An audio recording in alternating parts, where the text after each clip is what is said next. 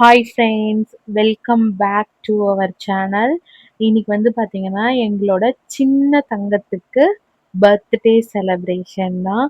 அதுக்கு கேக் வந்துட்டு வெளில வாங்கல, வீட்லேயே ரெடி பண்ணலான்னு சொல்லிட்டு தான் இருக்கோம். ஆல்ரெடி நான் டேரெக்டாக பேசிடலாம் அப்படின்னு ட்ரை பண்ணி தான் பண்ணேன். பட் ஹஸ்பண்ட் வந்து கண்டினியூஸாக கால் பண்ணதுனால வைப்ரேட் சவுண்ட் இருந்துகிட்டே இருந்துச்சு. அதனால அந்த சவுண்ட் வந்து மியூட் பண்ணிட்டேன். இன்னைக்கான வீடியோ வந்து கேக் பண்ணுறது பற்றி தான் இருக்க போகுது. நேத்தி தான் கையில் குழந்தைய வாங்கின மாதிரி இருக்கு. 7 வயசு முடிஞ்சு 8வது வயசுல காலை வைக்கிறாங்க. இனிமேலும் அவரோட சேட்டைகள், அவருடைய பேச்சுக்கள் இன்னுமே அதிகமா நல்லபடியான வளர்த்தலா இருக்கணும்னு நான் கடவுள்ட்ட எப்பவுமே வேண்டிட்டு இருப்பேன். பசங்களுக்கு முக்கியமே அந்த யோசிக்கிற தன்மை அதுதானே. அவங்க பேசுறது ஒரு ஒரு நேரமும் என்னை வியக்க வைக்கும். இன்னைக்கு காலையில கூட நாங்க பேசிட்டு இருந்தோம். அம்மாவையும் அப்பாவையும் பார்த்துக்குவியாடி அப்படின்னு கேட்கும்போது, எனக்கு கல்யாணம் ஆயிடுச்சு. கல்யாணம் ஆயிட்டாலும் நான் உங்கள பார்த்துப்பேன் அப்படின்னு சொன்னுச்சு. என்னோட கேள்விக்கான பதில் நான் பார்த்துப்பேன், பார்த்துக்க மாட்டேன். இதுல எங்கேருந்து கல்யாணம் ஆச்சு அப்படின்றது வருதுன்னு எனக்கு ஒண்ணுமே புரியல. ஏன்னா இப்ப இருக்கிற பசங்கலாம் பயங்கரமா யோசிக்கிறாங்க. நமக்கு அந்த அளவுக்குலாம் தெரியல. 90ஸ் கிட்ஸ் தான் இதுல ரொம்ப பாவம். 2K கிட்ஸோட பேரண்ட்ஸ் எல்லாமே 90ஸ் கிட்ஸ் தான். ஸோ நமக்கு அந்த அளவுக்குலாம் தோணாது. ஆனா அவங்க ரொம்ப அழகா இருக்காங்க. அப்படியே கேக் வீடியோ ஸ்டார்ட் பண்ண ஆரம்பிச்சாச்சு.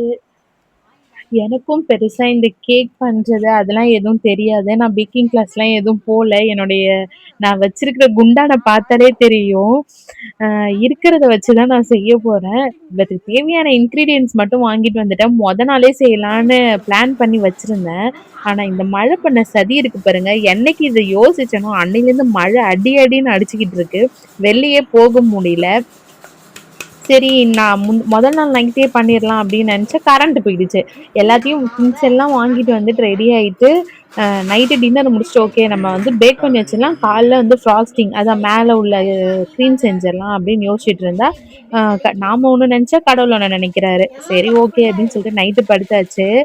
காலையில செய்யலாம்னு சொல்லிட்டு எடுத்தேங்க. ஒரு 7 மணிக்கு எடுத்தா அப்பயும் கரண்ட் போயிடுச்சு. என்னடா இது நமக்கு வந்த சோதனை, புள்ள வேற ஏங்கிருவானே அப்படின்னு நினச்சிட்டு சரின்னு மற்ற வேலையெல்லாம் முடிச்சுட்டு நான் வந்தேன். எப்பவுமே வந்து பார்த்தீங்கன்னா குண்டான ஃபர்ஸ்டே நம்ம ரெடி பண்ணி வச்சுக்கணுமா. ஏன்னா நான் இது வரைக்கும் ஒரு 4 டைம்ஸ் பேக் பண்ணியிருப்பேன். அப்படி ஒன்றும் ஃப்ளாப்ஸ்லாம் எனக்கு வந்தது இல்லை. சரி ஓகே அவங்க சொன்ன மாதிரி நம்ம கரெக்டாக பண்ணிடுவோம் அப்படின்னு சொல்லிட்டு ஏற்கனவே அது எப்போதும் சாம்பார் வைக்கிற குண்டாந்தாங்க. அது ஒரு தடவை சுடு தண்ணி ஊற்றி, அதாவது ஃபர்ஸ்ட்டு அடுப்பில் வச்சுட்டு நல்லா கொஞ்சம் சூடு ஏறினதுக்கப்புறம் சுடு தண்ணி ஊற்றினோம்னா அதில் உள்ள எல்லா ஸ்மெல்லும் வெளில வந்துடும். அது மாதிரி ப்ரீ ஹீட் பண்ணி அது மாதிரி பண்ணிட்டேன். அடுத்து கூல் டவுன் பண்ணணும். அதே சூட்டோட செஞ்சோன்னா அது வந்து எப்படி இருக்கும்னு எனக்கு தெரியல. கூல் டவுன் பண்ணிட்டு நார்மல் டெம்பரேச்சர் வந்ததுக்கு அப்புறமா நல்லா வந்துட்டு எல்லாரும் பட்டர் ஷீட் போடுறாங்க. நம்ம வந்து வருஷத்துல ஒரு தடவையோ சொல்லுவாங்களா, ஆடிக்கு ஒரு தடவை அமாவாசைக்கு ஒரு தடவை நம்ம செய்யறதுனால நம்ம கிட்ட பட்டர் ஷீட்டு அந்த ரவுண்டில் அந்த கார்போர்டு அதெல்லாம் நம்ம கிட்ட கிடையாது. நம்ம இருக்கிறத வச்சு நம்ம மேனேஜ் பண்ணிப்போம் அப்படின்னு சொல்லிட்டு தான் ஸ்டார்ட் பண்ணேன். முன்னாடியே ஃபஸ்ட்டு நல்லா வந்துட்டு ஆயில் தடவிட்டு நல்லா மைதா மாவை எடுத்து மேலே தூவி நல்லா டஸ்ட் பண்ணி மிச்சம் மீதி இருக்கிறத தட்டணுன்னா எல்லாம் கொட்டிடும். அதை எடுத்துடணும். அதுக்கப்புறமா தான் இந்த மாவு செளிக்கிற வேலைக்கு போனேன். நான் பார்க்குறதே வந்து ஒரு பயந்து பயந்து செஞ்சுருக்கேன். எதுவும் கொலாப்ஸ் ஆகிடக்கூடாது. ஏன்னா நம்ம வந்து கேக்கும் ஆர்டர் கொடுக்கல. சரி வீட்டில் செய்கிறது தான் அப்படின்னு சொல்லிட்டு இந்த பையன் வேற நடுவில் வந்துட்டு இந்த பிள்ளைங்களை வச்சுட்டு மேய்க்கிறது முடியலைங்க. அதில் வேற அவரோட ஃப்ரெண்ட்ஸ் வேற 2 பேர். நான் இதை செய்யாதீங்கப்பா அதை செய்யாதீங்கப்பான்னு சொல்லிட்டு எதையாவது விட்டுருவணும் அப்படின்னு எனக்கு ஒரு பயம். இதில் வந்து மைதா மாவு வந்து 1 கப்புனா சுகரும் 1 கப்பு, பேக்கிங் பவுடர் 1 டீஸ்பூன், அதில் ஹாஃப் தான் வந்து பேக்கிங் சோடா. வெனிலா எசன்ஸ் வந்து எப்போதும் போல் நான் வந்து 1 மூடி எடுத்துக்கிட்டேன். இப்போ நான் ஃபஸ்ட்டு பண்ணுறது பார்த்தீங்கன்னா கேக் ஃப்ளேவர்ன்றதுனால கேக் ஃப்ளேவர் நல்லா நமக்கு ஸ்பான்ச்சியாக வரணும்னா நம்ம கண்டிப்பாக 1 kgக்கு 4 எக்ஸ் ஆட் பண்ணியே ஆகணும். ஸோ அதனால் 4 எக்ஸை போட்டுட்டு ஸ்டார்டிங்லேயே வெனிலா எசன்ஸ் ஊற்றிடணுங்க. நான் ஃபஸ்ட்டு ட்ரை பண்ணும்போதுலாம் என்ன பண்ணிட்டு இருந்தேன்னா நல்லா ஃப்ராத்தி ஆனதுக்கப்புறம், அதாவது நல்லா பொங்கி வந்ததுக்கு அப்புறமா தான் நான் வந்து வெனிலா எசன்ஸ் ஊற்றினேன். அது ரொம்ப தப்பாயிடுச்சு. ஏன்னா கண்டிப்பாக என்ன வருதுன்னா எக்கோட ஸ்மெல் வருது. நம்ம ஸ்டார்டிங்லேயே ஊற்றிட்டு ஸ்டார்டிங்லேருந்து அது ஃபஸ்ட்டு பாயிண்ட்லேருந்தே நம்ம வந்து ஊற்றிட்டு பீட் பண்ண ஆரம்பித்தோன்னா அந்த எக் ஸ்மெல் கண்டிப்பாக வரவே இல்லைங்க. அது மாதிரி ஊற்றிட்டு வெண்ணிலா எசன்ஸை அடிக்க ஆரம்பிச்சாச்சு. இப்போ 1 கப் சுகருன்றதுனால சில பேர் என்ன பண்றாங்கன்னா, ஸ்டார்ட்டிங்லேருந்தே சுகர போட்டு அடிக்கிறாங்க. சுகர் போட்டோம்னா கண்டிப்பா அது வந்து என்ன ஆகுதுன்னா, ஃப்ராத்தியா நல்லா பொங்கி வராம, நீர்த்த மாதிரி ஆயிடுது. அதனால நான் என்ன பண்ணேன்னா, ஃபர்ஸ்ட்டு நல்லா பீட் பண்ணிருவோம் முட்டைய அப்படின்னு சொல்லிட்டு, நல்லா பார்த்தீங்கன்னா தெரியும். எல்லோ கலரே இல்லாம ஒயிட் கலர் மாரி இருக்கு பாருங்க. அதே மாரி தான் எனக்கு இருந்துச்சு ரியல்லயுமே. நல்லா ஒயிட் ஆனதுக்கு அப்புறமா தான் நான் வந்து என்ன சேர்க்க ஆரம்பிச்சேன்னா, சுகர் சேர்க்க ஆரம்பிச்சேன். அதுவும் ஒரு 3 டூ 4 பேட்ச், 5 பேட்ச்சா கூட சேர்த்துக்கோங்க. அது நமக்கு பிரச்சனை இல்ல. ஏன்னா நம்மலாம் யாரு? பிகினர்ஸ். நமக்கு வந்து கேக்கு தான் முக்கியம். எத்தன தடவ போடுறோம், போடலன்றது முக்கியம் இல்ல. அதே மாதிரி 30 எம்எல் ஆயில், 60 எம்எல் வந்து மில்க் ஆட் பண்ணிக்கிட்டேன். கொஞ்சம் மில்க் சூடா நம்ம அதாவது கை பொறுக்கிற அதாவது நம்ம குடிக்கிறது வந்து ஒரு நார்மல் பதம்னா, அதுக்கும் கீழ ரொம்ப மைல்டா அது மாதிரி. இப்ப குழந்தைங்களுக்குலாம் தண்ணி குடுக்கணும் அப்படின்ற பட்சத்துல நம்ம எவ்வளோ சூடு தருவோமோ, அது மாதிரி ஊத்திக்கிட்டோம்னா, இன்னுமே நல்லா வரும். இதுல கொக்கோ பவுடர விட்டுட்டேன். கொக்கோ பவுடர் நீங்க பார்த்தீங்கன்னா, கொக்கோ பவுடர் வந்து 2 டேபிள் ஸ்பூன் போட்டுக்கிட்டோம்னா சூப்பரா இருக்கும். அதுக்கு மேல போட்றாதீங்க. கசப்பு தட்டிரும். மில்க் கூட வேணா நீங்க எந்த ஃப்ளேவர்ல வந்துட்டு காஃபி தூள் ஆட் பண்ணிக்கலாம். அது ஏன்னா இன்னுமே டேஸ்ட்ட நல்லா என்ஹான்ஸ் பண்ணி தரும். இதெல்லாம் நான் சொல்றது வந்து பிகினர்ஸ்க்கு தான். எனக்கு கேக் பண்ண தெரியாது. பண்ணணும்னு ஆசை இருக்கிறவங்க இத பண்ணிக்கலாம். நான் வந்து ரொம்ப பெரிய இதெல்லாம் கிடையாது. நான் தெரிஞ்சுக்கிட்ட சின்ன சின்ன டிப்ஸ மட்டும் தான் நான் உங்ககிட்ட சொல்றேன்.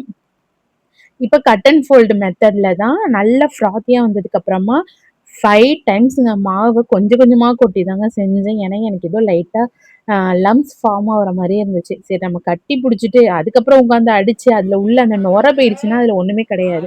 அதனால கொஞ்சம் ஸ்லோ மோஷன்ல தான் பண்ணிட்டு இருந்தேன். இதுலயே எனக்கும் என் பெரிய புள்ளைக்கும் பயங்கரமான சண்டை வந்துருச்சு. நான் பண்றேன்னு சொல்லிட்டு இருந்தாப்டியா. "ஏன்ப்பா இப்படி பண்ற?" அப்படின்னு கேட்டதுக்கே அவருக்கு கோவம் வந்துருச்சு. சரி ஓகே அப்படின்னு சொல்லிட்டு 2 பேருக்கும் யாருக்கு ஜெலஸ்? உனக்கு ஜெலஸா? எனக்கு ஜெலஸான்னு சொல்லிட்டு 2 பேரும் பேசிட்டு இருந்தோம். அதுக்கப்புறமா நல்லா அதாவது ஃப்ராத்தியா இருக்கிற கண்டிஷன் போயிடக்கூடாதுங்க. மாவு பொங்கி வந்தா நமக்கு எப்படி இருக்கும்? அதே மாரி தான் நம்மளுடைய பேட்டரும் இருக்கணும். அதுக்கப்புறமா அந்த பாத்திரத்துக்கு நல்லா மாத்திட்டேன். ஸ்பேச்சுலா இருந்தா ரொம்ப நல்லதுங்க. கரண்டி வச்சுக்கிட்டோம்னா நமக்கு ரொம்ப கஷ்டமா இருக்கும். அதிலேயே தான் ஒட்டிக்கும். இதே நம்ம ஸ்பேச்சுலா வச்சிருந்தோம்னு வச்சுக்கோங்க, அழகா வழிக்க அவ்ளோ அழகா வந்துரும். எனக்கு ரொம்ப புடிச்சிருந்தது இதுதான். இப்ப நார்மலா நம்ம குழம்புலாம் வடிக்கணும்னா எவ்வளோ கஷ்டமா இருக்கு கரண்டி வச்சு, அதே மாரி ஆயிடும். ஆனா இதுல நமக்கு அப்படி இல்லவே இல்ல. ரொம்ப ஜாலியா இருந்துச்சு. கடகடன்னு வழிச்சு அதுல போட்டுட்டு, அதுக்கு முன்னாடியே ஒரு 5 மினிட்ஸ் பிஃபோரா நான் என்ன பண்ணிட்டேன்னா, என்கிட்ட இருக்கிற குக்கரையும், அதோட மூடி அதையும் என்ன பண்ணிட்டேன்னா, ப்ரீஹீட் பண்றதுக்கு வச்சுட்டேன். நம்மகிட்ட ஸ்டவ்ல வந்து 2 பர்னர் இருக்கும். 2 பர்னர்ல பெரிய பர்னர்ல வைக்காதீங்க எனக்கு தெரிஞ்சு. ஏன்னா, ஸ்பீட் அதிகமா இருக்கும். சட்டுன்னு கேக்கு கரிஞ்சிற மாரி இருக்கும். ஆனா உள்ள சென்டர்ல வேகாது. அதனால சின்ன பர்னர் தான் நம்ம சூஸ் பண்ணிக்கணும். இன்னைக்கு நான் வந்து அடுப்புல தான் பேக் பண்ண போறேன். ஏன்னா என்கிட்ட எதுவுமே ஓடிஜியும் கிடையாது, அவனும் கிடையாது. வல்லவனுக்கும் புல்லும் ஆயுதம். நமக்கு எல்லாமே ஆயுதம் தான். அதே மாரி டூத் பிக் பல்லு குத்துறது அந்த குச்சியுமே கிடையாது. நம்ம என்ன பண்றது? இருக்கிற தொடப்ப குச்சியில ஒண்ணு அதுவும் ஃப்ரண்ட்ல யாரும் பிச்சிறாதீங்க. ஏன்னா நம்ம பெருக்குவோம். அந்த பேக் சைடும் நமக்கு வேணாம். நம்ம கை பிடிச்சு அழுக்கா இருக்கும். 2த்துக்கும் நடுவுல உடைச்சிட்டு கழுவிக்கோங்க. கழுவிட்டு தான் நான் அது மாரி செஞ்சுட்டு, ஃபர்ஸ்ட்டு வந்து சூடானோனே கொஞ்சமா சால்ட்டு சில பேர் சால்ட் வாசனை அடிக்குதுன்னு சொல்றாங்க. என்ன ரீசன்னு தெரியல. இது 2, 3 தடவ பேக் ஆனதுனால இந்த தட்டோட அழகு இவ்ளோ அழகா இருக்கு. யாரும் வந்து அசிங்கமா இருக்குன்னு நெனச்சுக்காதீங்க. பேக் பண்ண அதோட கலர் மாறிட்டே தான் இருக்கும். கேக்க வச்சுட்டு, கிட்டத்தட்ட ஒரு 45 மினிட்ஸ் ஓகேங்களா? 45 மினிட்ஸ் தான் இதுக்கான டைமு. இதுல சொல்ல மறந்துட்டேன். குக்கர்ல வந்துட்டு உள்ள கேஸ்கட்டும் போடக்கூடாது. மேல விசிலும் போடக்கூடாது. 2த்தையுமே ரிமூவ் பண்ணிருங்க. இல்லன்னா இந்த ஹீட்டுக்கு கண்டிப்பா 2ம் உருகிடும். செக் பண்ண ஆரம்பிச்சுருங்க. 40 மினிட்ஸ்லேருந்தே செக் பண்ணுங்க. ஏன்னா 35 மினிட்ஸ் போதுமானது. ஆனா நம்ம வந்து சின்ன அடுப்புல செய்றோன்றதுனால சிம்ல தான் வைக்கணும். சிம்ம விட கொஞ்சம் வேணா அதிகமா வச்சுக்கலாம். அத விட பெருசா வச்சுட்டோம்னு வச்சுக்கோங்க, கேக்கு கரிஞ்சிரும், உள்ள வெந்திருக்காது. அதனால சிம்ல வச்சுக்கோங்க. மூடிட்டு நான் வந்து கிட்டத்தட்ட ஒரு 15 மினிட்ஸ் ஆயிடுச்சுங்க. அதுக்கப்புறமா கேக்க வந்துட்டு அ அன்லோட் பண்ணிட்டேன். அழகா அப்படியே ரப்பர் பந்து மாரி வந்துருச்சுங்க. எனக்கு ஒரே சந்தோஷம், ஸ்பாஞ்ச் ஒரே மாதிரி இருக்கா? எப்படி ஹாப்பி. இருக்கு? அதுக்கப்புறமா அவங்க அப்பா கட் பண்ணாங்க. ஆமா. எப்படி இருக்கு? கடையில் வாங்கின கேக் மாதிரி இருக்கா? இதுக்கு மேல நமக்கு என்னங்க வேணும்? நம்ம புள்ளைங்களோட சந்தோஷம் தான். அத செய்றத அவங்க பார்க்கணும். ஸ்டெப் பை ஸ்டெப்பா கூடயே இருந்தாங்க நான் முடிக்கிற வரைக்கும். ஆனா இது மாதிரி கூட வச்சுட்டு ஜாலியா தான் இருக்கும். ஆனா 2 வேலைன்றதுனால கொஞ்சம் டென்ஷனா தான் இருந்துச்சு.